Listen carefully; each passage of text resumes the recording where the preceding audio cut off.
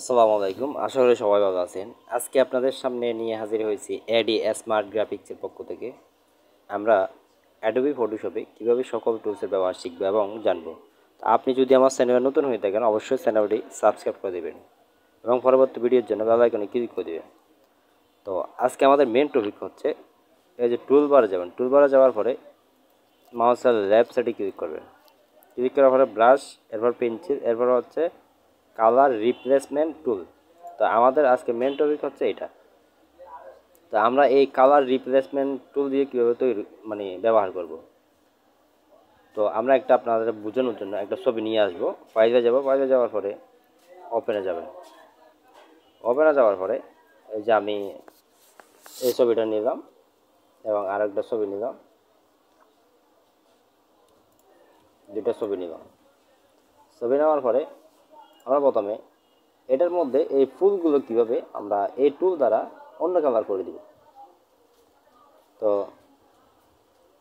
আমাদের সর্বপ্রথম এই যে নিচে একটা কালার আছে, এই কালারে ক্লিক করবেন। ক্লিক করার পরে কারণ আপনি যদি রেড দেন, এই যে আমরা কালার রেড কালার করে দিলাম।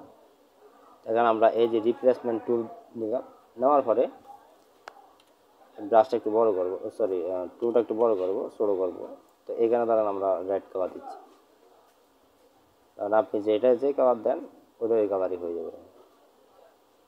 এই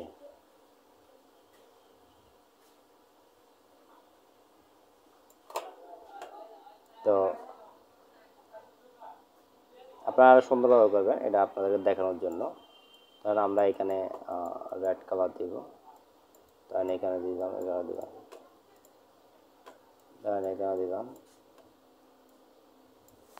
তো এখানে এটা দেখতে পাচ্ছেন, কিন্তু এটা হালকা রেড হয়ে গেছে। তো আপনারা চাইলে, কারণ আমি এটা নিলাম, এটার মধ্যে অন্য কালার দিব, ধরেন নেভি ব্লু, এটার মধ্যে কালার করে দিবেন।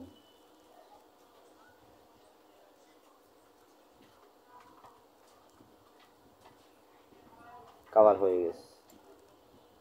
তো আপনারা এভাবে প্রত্যেক জিনিসের মধ্যে কাজ করতে পারেন। আপনি যদি না বুঝে থাকেন অবশ্যই আমাদেরকে কমেন্ট করে জানাবেন। আজকে এই পর্যন্ত। আপনি যদি আমার চ্যানেলে নতুন হয়ে থাকেন অবশ্যই চ্যানেলটি সাবস্ক্রাইব করে দেবেন, পরবর্তী ভিডিওর জন্য বেল আইকনে ক্লিক করে দেবেন।